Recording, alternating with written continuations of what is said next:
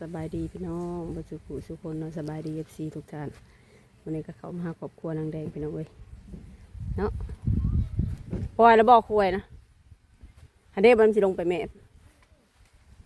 อะดูหมูจ้ะนะปล่อยแล้วบอกตื้อฮันเดปวดตากเสื้อผ้าใส่งามม่วงแล้วได้ตื้อนางแดงดูมันสิแดนไปบ่อันนี้บัดเจ้าน่ะบ่ได้มาได้พูน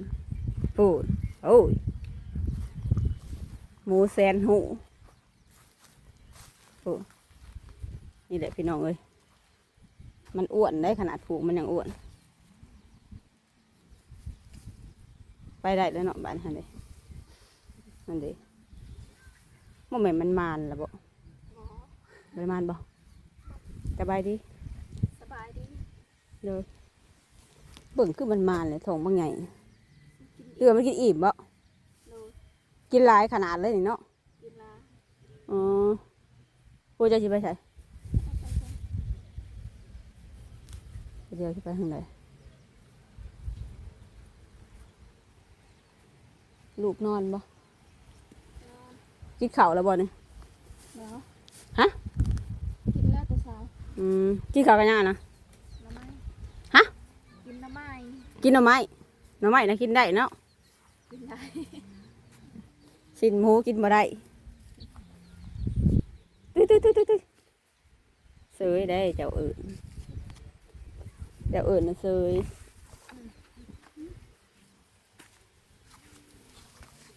เบิ่งบนเสาก่อนมาแต่ใส่บอดแตงใส่มองได้อีบ่โดยสบายดีได้ยุยังประทันหากลับไปกลางบ่นี่น้องนี่บ่นี่เลยในมันสะอ๋อก็สิตัวใหญ่ดอกครบเลยเนาะเสานะเอาไปแก่เมื่อวานนี่บ่โอ้ลงไปเบิ่งเสาก่อนเสาครบเลยเด้อพี่น้อง9 ต้น2 หอง5x6บ่เราว่า5x6เลยแบบว่าFCเนี่ยนำมาว่าอีหยังก็5x4แล้วมันทีหน่อยนี่เขาว่าเสาตัวนี้มันจะขี้ลายฮะเปลี่ยนได้ใช่ไปเปลี่ยนได้ใช่บ้านมันไปเปลี่ยนได้บ่ไปเปลี่ยนได้ไหม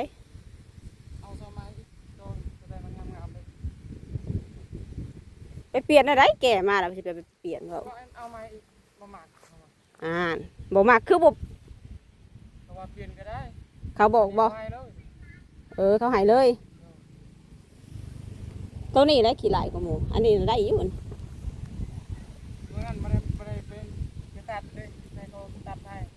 เขาตัดให้นี่ค่ะแบบนี้นะงามนี่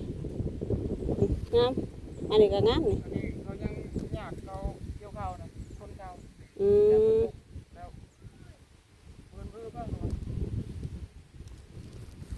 แล้วแต่เด้ออันดุนี่แกะกาบมันออกหมดบ่กินส่วนมากหมดกินแต่กินกาบมัน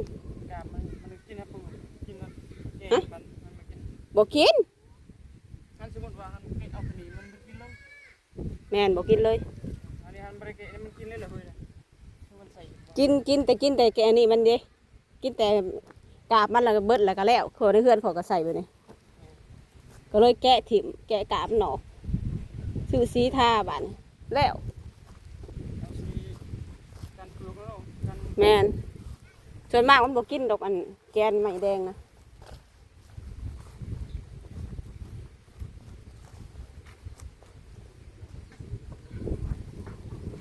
พอดีเลยลงไปเบิ่งอัน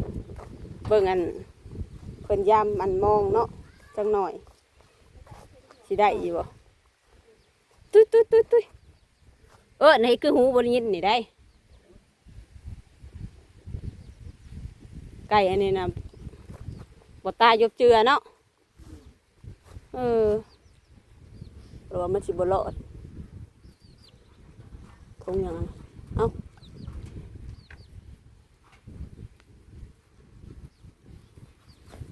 เบิ่งคอมันจนเป็นกันผูกลาย ปลูกแล้ว บ่แม่นบาดแล้วบ่อัน บาท บาทหน่อย อันนี้ มาได้เบิ่งเอาว่าบาทแล้วบ่นี่ ชังแซนเอาเสือกมันบ่ เอาเสือกอันนั้นเลย เสือกอันงัวเสือกหยังน่ะมันสิมักบาด เสือกงัว คันแม่นแบบเฮาเอาสินเอาหยังแบบพัน มันกินมันใหญ่ๆทองมันแล้วมันอึ้งเนาะ อืม มันก็ ถ้าเสือกงัวมันอยากบาดคอมันน่ะ ว่านั่นจะมันพลิกอยู่ดี กินอีมีได้นอนไม่ได้กิน มันกินอิ่มแล้วเบิ่งคอมันจะสิขาดเอาว่าเบิ่งมันบาดแล้วคอน่ะบ่มันอิ่ม อืม อิ่มไปสั่งเป็นเสือกมันบาดคอ ขอระว่ามันมานเลย พอมันกินอึ้งแล้วมัน บ่ ทองมันใหญ่ดิ เขามันใหญ่ มันใหญ่แล้วเสือกก็บาดคอมัน งูแสนรู้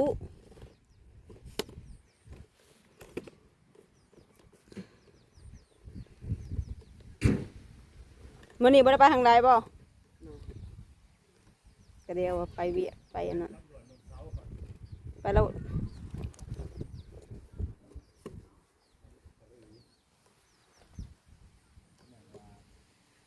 ใครนั่นแต่บ่หนาวปานใดเนาะ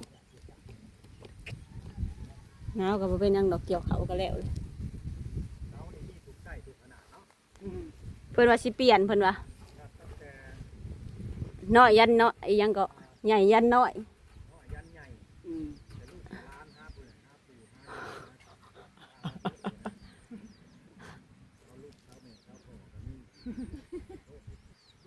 สองงานได้เปลี่ยน เพิ่นว่าสิเอาไปเปลี่ยน2อัน ตัวนี้เอาลาๆเลยตัวนี้ บ่ กระเทินว่าเขาตัดเนาะว่า เปลี่ยนยังตัดเอาเลยเลยนะ บ่แล้วเขาให้ซื่อๆตัวนี้ เขาให้สิบ่ โน อันนี้ก็ขอ อันนี้เขายากเกี่ยวข้าวนั้นที่สกุลเขารถไทยเขาไปนั่นดิ อันนี้ไปเอาใหม่อันนี้เขาให้เลย แกมาได้จังมือเลย เมื่อวาน ฮะ เมื่อวาน สบายดี โดย สบายดี นี่ไม่คือว่าหันเตียงนี่ขวากระแดดแล้วหากก็ไปนั่งแดดเวียดเตียงใหม่เด้ เอาหยับเข้ามา พี่เอามาทางนี้ไปเบิ่งผู้ไปอยู่ผู้อย่าให้เมียหยุกเด้จะน้อยดากออกได้เลย หมดลูก บ่ลูกบ่ เอาเกอะ ไปทางเขา มองอยู่ ใส่มองอย่างแรกก็ว่าสิลงไปเบิ่งอยู่ตรงนั้น ใส่มองในน้องนี้ โน่ ใส่ว่าป้า แต่ว่าจะถือหรือบ่ถือ โอ้ยมันก็บ่ถึกเลยเฮ้ย ไปได้สิไปถือปลาเลยอ่ะ บ่ได้เขาต้องไหลนํต้องเขาใส่ปลาไว้เขาต้องไปไหล ไรเดี๋ยวนี้ปลาเลี้ยงกันมันสลาดนะ บ่ จักนั่นแหละ แสดงว่ามันรัก ปลาที่เห็นอยู่แต่มันบ่ถึงมอง กินดุ เอามองไม้ใส่ มาที่บ้าน อืม กินมันดุอ่ะมันจังบ่พอได้ บ่ได้กินครับข้าวโตด ใส่มองมาให้เมียบ่หรือเนี่ยใด โดด หรือว่ามากินนำกัน บ่ใส่ให้มี เมียบ่มีแนวกิน กินละไม้เมื่อวานนี้ มื้อนี้ โอ้ วันนี้บ่ได้เครื่องกินแล้ว เมียกินหน่อไม้อีกเลย ไปหาละไม้อยู่ เมียกินหน่อ ด้วย ไม้เป็นได้เรื่องดินเรื่องดอนเท่านี้เห็ดหัวเลยบ่ได้บ่ ได้ พรที่หล้างก็ได้ที่ เห็ดเนาะนางแดงเห็ดหัวไม้เขตไว้รถนะอันนี้ดินข่อยเด้อข่อยสิปอนน้ำหลังดอกสิบ่าวเล่าวสิมาซอยพรว่าสิ เฮ็ดแล้วละโกนี่ หักจังยามได้แล้วว่าสิละหัวนี่ก็ได้อยู่ ตัดเอา ดอน จะ เนาะ สิไว้บ่ สิสะสิไว้แต่ก็เริ่มมีความหวังเข้ามาแล้ว เด้อเรื่องดินนี่เริ่มมีความหวังเลยมีผู้รักผู้ใหญ่เปิดสมทบเข้ามาแล้วสองขาด2 คนพี่น้องเรียกว่าเรา2ขาดเนาะ2ผู้ใหญ่ใจดีเปิดสมทบเข้ามาแล้วให้เราเริ่มมีความหวังทุกอย่างมันก็ต้องมีความหวังหั่นแหละแต่มันก็ต้องเริ่มจากศูนย์หั่นแหละอิหยังก็ตามแต่เพราะว่าเราบ่มีหยังเด้เราบ่มีต้นทุนเนาะต้องเริ่มจากศูนย์ประกันมีเงินติดโตวเท่าไหร่นี่ตอนนี่อยู่บ่ทางแดงนี่อยู่บ่หรือว่าเบิดแล้วเงินยังมีอยู่บ่ ยังก็ยังบ่หลาย 4-5ชีวิต ยังมีพอได้แก้ไขอยู่เนาะลูกนอนบ่เดียวนี่นะ นอน ลูกผู้ใหญ่ได้ซะ เขาเห็น ไปโรงเรียน เรื่องนั้นก่อน มื้อนี้นะตั้งใจว่าสิไปทางใดบ่าวแตง ก็เลยไปใช้ มีบ่มีทางไปเนาะมื้อนี้เนาะเสาร์นี้มาครบแต่มื้อใดนี่ เมื่อวาน โอ้มาครบทุกวันดีแล้วว่าเล่าเขากลับมาเมื่อวานนี่เนาะก็จะสิบ่เจอกันอีกบ่จักนี่เมื่อวานนี่มันบ่มีโอกาสได้เข้ามาพี่น้องเอ้ยไปเผาอันน้องสาวเพิ่นนั่นแหละพาไปหาแพทย์หาหมอแล้วก็เบิดเวลาอยู่หั่น สาวอยู่หัน พ่อแม่เพราะว่า3 โมงเราต้องฝ่าวกลับนะฝ่าวกลับไปหาลูกอีกหมูนี่เพราะว่ามันใหญ่ขึ้นกว่าเก่าได้แม่นบ่ ก็ใหญ่กินก็เก่าก็เลยว่ามันมาอะไรยัง มันใหญ่ขึ้นกว่าเก่าได้หมูนี่ หมูใหญ่ ตอนนั้นเขามาตะมิดนะยังไงยังฮอดจิกจิกจิกจิก ไม่มันก็ใหญ่ครับ ใหญ่เนาะคันแม่นว่าจะขาย10 ล้านตอนน่ะคันเมียตกลงนี่ได้ขายแล้ว เนาะ เพราะว่ามาตกลงน้ำหลังบัดผู้ใหญ่บัดยาจะได้เลย มันใช้เวลาแล้วเนาะ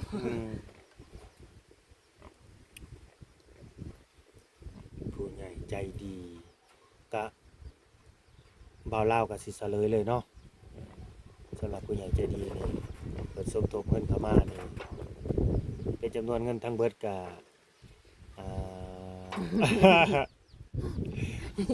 ให้สุกเจ้าเดาให้เดาเบิ่งดูฮะคิดว่า เท่าไหร่ คิดว่าผู้เท่าใดบ่าวแตง จาก เอ้าให้เดาเบิ่งเฮ้ยราคาที่ดินนี่เฮาเปิดหาบริจาคไปเนาะ 15,000 บาทไทยให้สุเจ้าเดาว่าสิได้เข้ามาเท่าใดแล้ว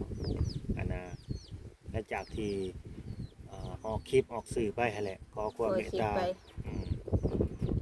แต่ก็บ่แม่นว่าสิได้ครบปุ๊บปั๊บเลยดอก คิดว่าสิได้สตาร์ทแรกนี่มาเท่าใดเอา คิดในใจคิดอยู่บ่มีความคิดอยู่บ่ นี่เดียว นี่แต่บ่จัก บ่จักจะคิดจะจำได้ จักซำใด เดา ฮู้จักเงินอยู่บ่ บ่จัก เงินบาทนี่ฮู้อยู่บ่ เดา ฮู้อยู่เนาะคิดว่าได้จักร้อยนางแดงเดาเบิ่งดูสิฮอดแล้วบ่1,000 ได้จัก100 บาท อืม 200 300 400 500 1,000หายเร็ว ไอ้นี่แหละมันเหนียว แง่แง่ นางคำตานี่ได้ยินบ่อยากบอกอยากบอกน้ำบ่อยากเดาน้ำพ่อน้ำแม่บ่ อันนี้นะเขาคือเขาบ่เคยอาจสิบ่เคยได้จับเงินอาจสิบ่เคยฮู้ก็เลยบ่ฮู้เดาบ่ถือเว้าบ่ออกให้เดาไปซื่อนี่ยังบ่จักสิเดาได้ใดเลยบ่แต่งเคยได้กำเงินหลายที่สุดนี่ในชีวิตนี่สูงสุดจัก เงินบาท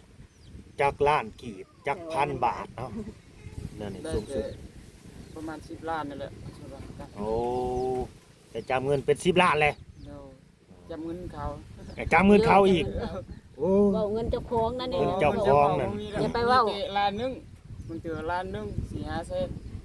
อย่าไปเว้านะเงินจากเงินเขานะคันเว้าอันได้จับเงินเขาแล้วเขาก็เห็นจับหลายคือกัน บ่โมเมนต์เงินเจ้าของอีก เงินบาทได้เคยได้อยู่บ่ เคยได้ มีแต่เงินกีบเนาะ ได้แล้วดำละ1,500เนาะ เงินบาทนะบ่ โดนจะดี ไปเห็นหยัง เงินเขาให้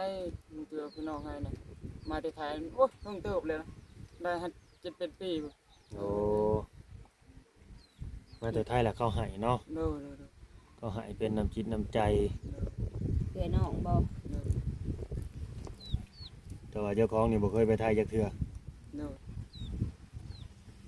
คิดจะไปอยู่บ่ไปทำงาน มีความ กรุงเท คิด พ อยู่บ่คิดจะไปไทยเป็นหยังอยู่บ่ ไปแล้วอันมีอยู่ เดี๋ยวนี้มัน อ๋อไปคันมีเงินเห็นคงเห็นบ้านกันนี่เนาะ ไปบ่ได้ดอกไปสิเบิ่งลูกเบิ่งเมีย มันจะมันคา แม่คันว่าถ้าไปกับลูกใหญ่ซะนั่นนี่มันใหญ่ซ้ำจัก10 ปีนั่นนี่นะ10 ปี11 ปีนี่แปลว่าให้เขาหาอยู่หากินปลูกปากเจ้าของแน่นะแล้วก็อยู่กับแม่นี่พอไปหาเงินไปเดือนน่ะสิได้กันใหญ่11 12 ปีสำลูกพรวิไลแบบน่ะ ใช่แน่เนาะ ก็บ่ไหวคือกันเด้อจะเขาได้เลยก็ดูสรุปบ่ฮู้เนาะว่าได้เท่าใดเนาะสิเฉลยเด้อต้องขออนุญาตเว้าออกสื่อออกอากาศเด้อสำหรับผู้ใหญ่ใจดีเพิ่นเนาะ เพิ่นก็ต้องการออกสื่อแล้วว่า ผู้หนึ่งน่ะต้องการอยู่แต่ว่าผู้หนึ่งบ่ฮู้เพิ่นสิต้องการหรือบ่ เพิ่นยังบ่ได้ตอบ คุณเอาลี่นี่ คุณเอาลี่เนาะจำนวนเงินผู้ที่หนึ่งนี่สมทบมาก่อนเลยอันนี้เนาะ อีหยัง ปวกเฮ้ยบ่แม่นหมดผู้ที่หนึ่งนี่สมทบมาก่อนนี่500 บาทพี่น้องเอ้ยจำนวนเงิน500 บาทเนาะผู้ที่สองนี่คุณแม่จิตตาพรนี่อยู่โคราชเนาะประเทศไทยเฮารู้จักที่โคราชนครราชสีมา1,500 บาทนี่ก็ดี500 บาทกับ 1,500 บาทเป็นเท่าใดแหละ ฮะ 1,500 บาทกับ500 เป็นเท่าใด บวกกันเป็นเท่าใดรวมกันเป็นเท่าใดบ่าวแตง 1,500 บาทมาบวกอีก500เป็นเท่าใดอ้าวขีดบาทนี่แม่นบ่2,000คักแน่เนาะอ๋อ2,000กะ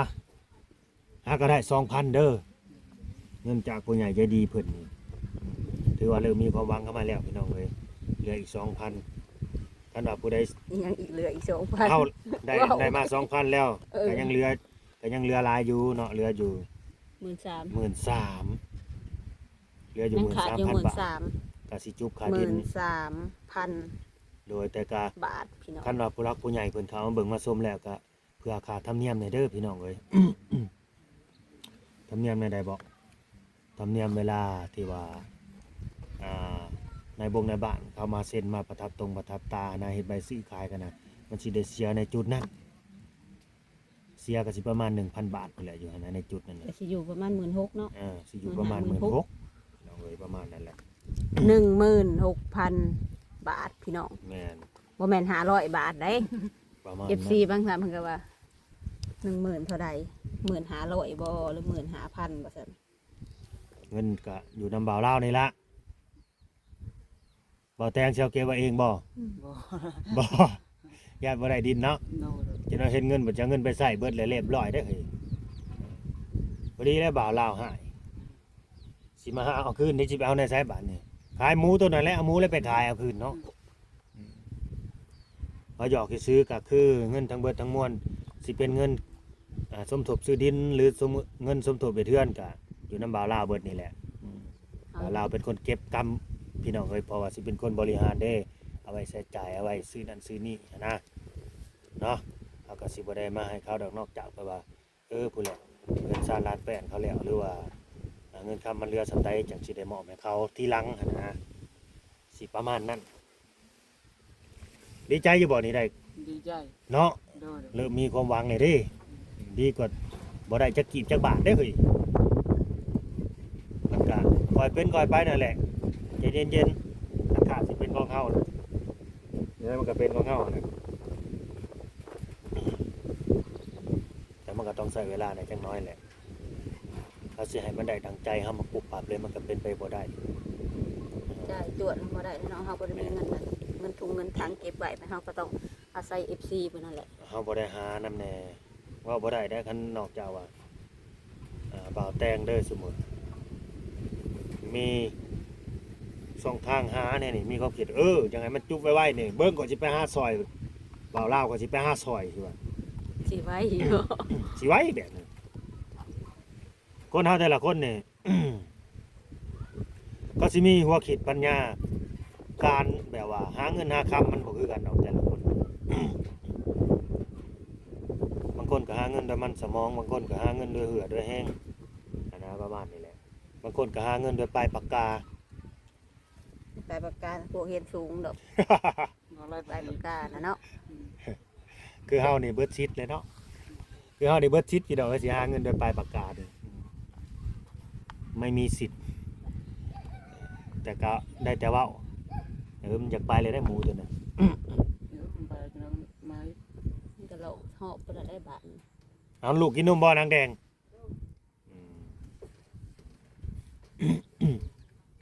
ลูกบ่ได้เหี่ยวตี้อันพอแต่เห็นคนลงมาไก่ในกระแลนซะด้วยฮู้เลยบ่ว่าได้เงินสมทบมาเท่าใดเลย เบิ่ง หน้าตาอย่าเลี้ยงแล้วบ่เดี๋ยวนี้ ก็เริ่มเบิ่งไข่ก็มื้ หรือยังเลี้ยงคือเก่าบ่ ไข่ก็มื้อนั่นแต่ว่าเหลือง ยังเลี้ยงจนโลดคือเก่าติ แม่น เคย FC เป็นสาวแล้ว เป็นอันนี้บ่ เรื่องมันแต่เป็นสาว อือ แต่เกิดมา บ่าวแต่งพังเด้อบ่าวลาวสิถามเด้ออยากให้เมียนี่แต่งหน้าทาปากอยู่บ่อยากให้แต่งอยู่บ่ โดย นางแดงได้อยากท่าอยู่บ่อยากแต่งอยู่บ่เอออยากท่าอยู่เพราะว่ามี FC เพิ่นมาคอมเมนต์ว่า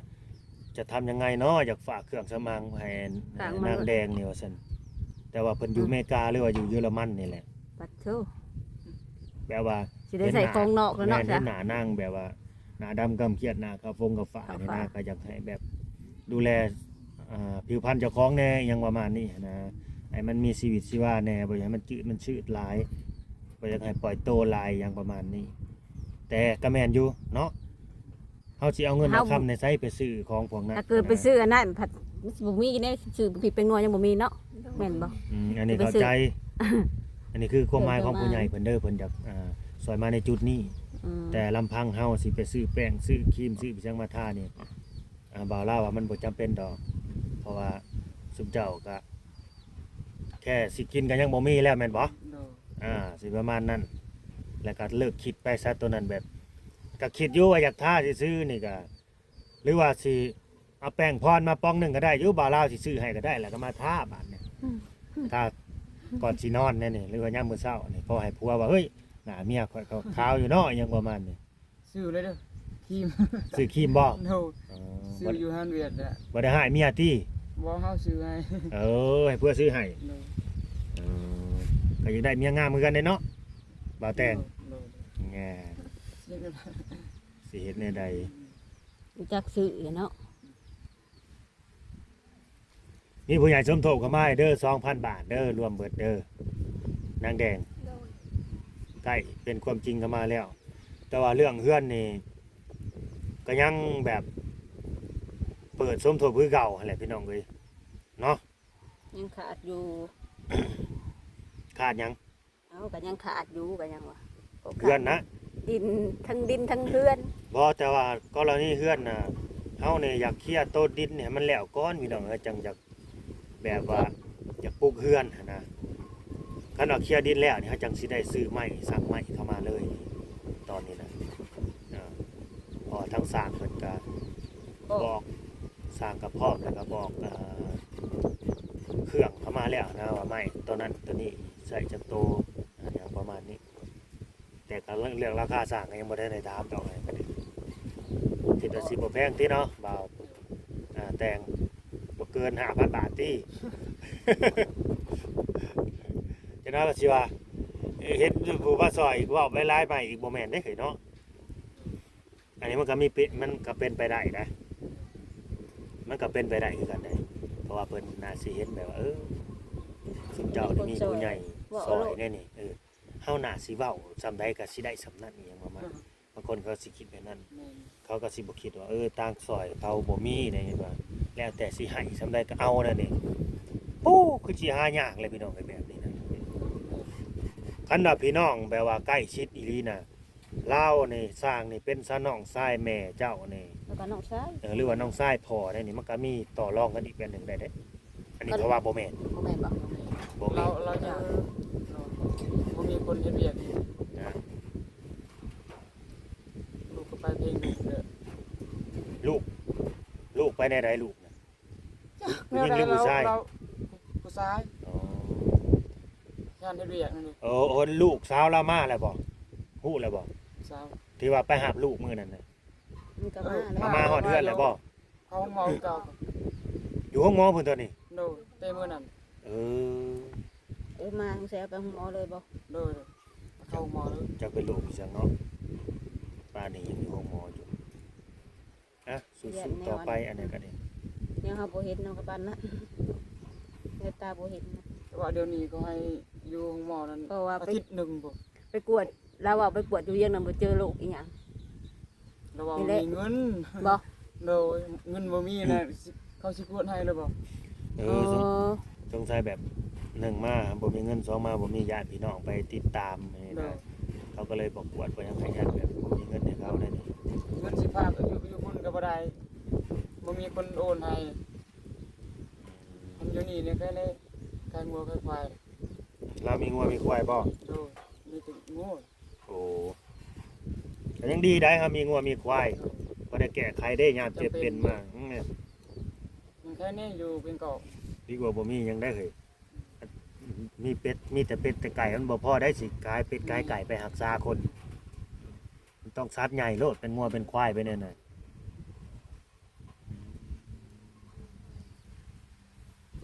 อ่ะฝากให้เด้อ FC เนาะผู้รักผู้ใหญ่สำหรับเคสนี้นะจ๊ะ FC นางแดงนั่นแหละผู้ที่ว่าสงสารแล้วก็อยากให้ช่วยเหลือนางแดงเนาะ ให้มีเรียนมีชานคือ เรื่องมีสร้าง เนาะ ก็ซอยได้พี่น้องเลยเนาะ อืม บ่แม่นแต่สิซอยเป็นกำลังใจได้พี่น้องเลยซอยเป็นน้ำจิตน้ำใจ คือสิ่งสำคัญเด้อพี่น้องเลยเนาะซอยให้เป็นน้ำจิตน้ำใจเนาะส่วนถ้าเป็นกำลังใจเนี่ยเป็นกำลังใจให้เฮานี่แหละเข้ามาเบิ่งคลิปยาวๆเนาะจนจบคลิปพู้นแหละบ่กดกราบโฆษณาแบบนี้นะนางแดงบ่หนาวบ่ หนาว บ่มีเสื้อแขนยาวบ่ สักหมดแล้ว เออ เด็ดชำนีก็หนาว ผัวนี่บ่หนาวแม่นบ่ FC เพิ่นว่าอยู่ไผบ่ได้ถ้าสิหนาวอ่ะ น้ำน้องนี่เลิกบ่ ลึกอยู่ เลิกเนาะ เนอะ อ่ะคลิปนี้ก็ดีสิได้จบคลิปไปซ้ำนี่แหละพี่น้องเอ้ยเนาะมันยาวแหละ เดี๋ยวพอดี ถ้าเบิ่ง EP ต่อไปเนี่ยก็คือมาแจ้งข่าวดีเรื่องอ่า เพื่อน งบประมาณซื้อดินเนาะว่าเริ่มมีความหวังเข้ามาแล้วเนาะบาดนี้ให้ขอบคุณผู้รักผู้ใหญ่เพิ่นเด้อที่เพิ่นสมทบเข้ามานี่ คุณแม่จิตตาพรแล้วก็คุณเอาลีสื่อยากแท้คุณเอาลีจักเพิ่นสื่อเอาลีหรือสื่อหยังเนาะขอโทษขออภัยหลายๆนี่ก็ ถ้าเว้าผิด ถ้าว่าผิดหนูมือขึ้น ขอบคุณ ขอบ ขอบ คุ คุณ ณ คุณเอาลี คนเอาลี คุณแม่จิตตาพร คุณเมจิตตาพร อยู่โคราช อยู่โคราช เอาว่าไปบาทนี่ ให้อยู่ดีไม่แห้ง ให้อยู่ดีมีแฮง สุขภาพเข้มแข็ง ให้สุขภาพแข็งแรง อายุมันควันยืน อายุมันคนยืน ขอให้ร่ำให้รวย ขอให้ร่ำให้รวย สา สาธุ โดย อัน บาลาบาเพิ่น บาวาเพิ่น ให้อยู่ดีไม่แห้งให้สุขภาพแข็ง เอ้ยไล่ โดย เอ้ยไล่ โดย มีแฮง อายุมันควันยืน สาธุ สาธุ จ้า ขอให้สาธุก่อน นะตามนั่นแหละพี่น้องเนาะทุกเจ้าคือกันเนาะอยู่ดีมีแห้งนะครับแพงเบิ่งแย่งกันไปตลอดเนาะมีผู้รักผู้ใหญ่เป็นเอ็นดูเมตตาการช่วยเหลือเนาะให้ภารกิจของพวกเฮาเนาะสำเร็จพี่น้องเนาะสมบูรณ์แบบเนาะสบายดี สบายดี โดยสบายดีพี่น้องตามนั่นแหละเนาะ